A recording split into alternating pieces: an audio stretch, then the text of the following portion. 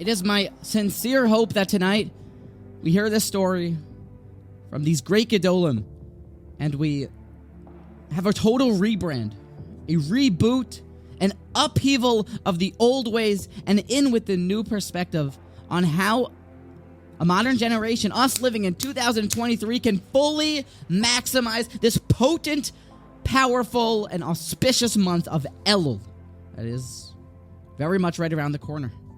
The great Reb Shlomo Hoffman, who you should definitely have his book and read it 100 times. He's one of the great Gedolim, a master of Torah Shebechsav, Torah Shebal Peh, along with the keen knowledge of the brain, the psychologist par excellence, the mental health counselor that the great Rav Shach used to consult with, amongst other Gedolim.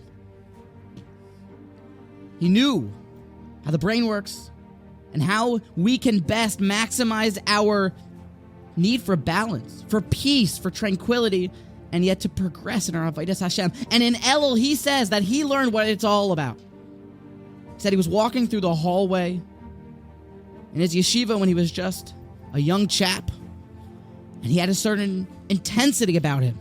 He was walking through during the yeshiva, during Elul, and the great Rabbi Yechezkal Sarna, the Rosh Yeshiva, he looked at him and he said, Shlomo, Hoffman, why do you look so intense? Perhaps why so serious?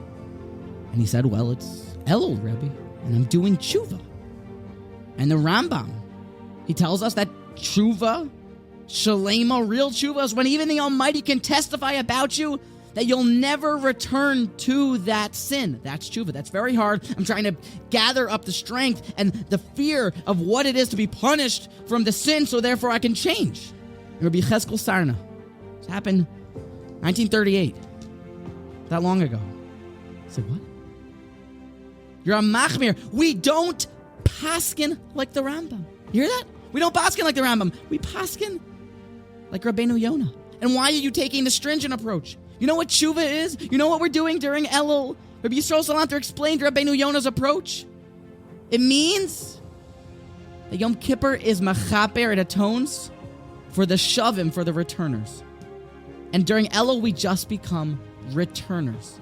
As if we get off the bad, wrong path, and we just get on the good path.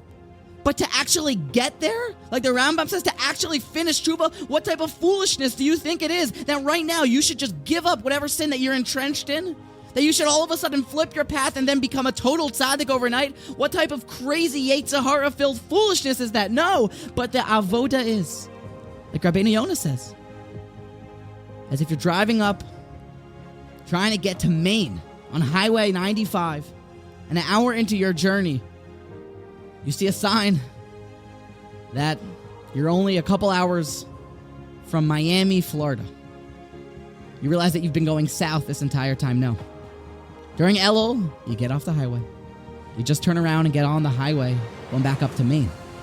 The goal is to get to Maine.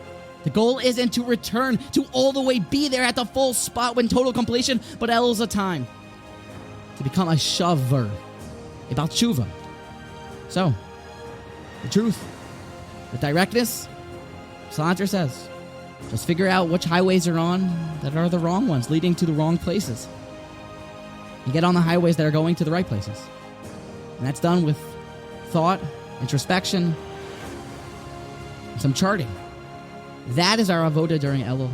God willing, we'll continue to talk about it. I encourage you to think about which highways you are on that are leading towards Miami as opposed to going to Maine. To become a shaver, a Baal Tshuva, so that Yom Kippur will atone for us.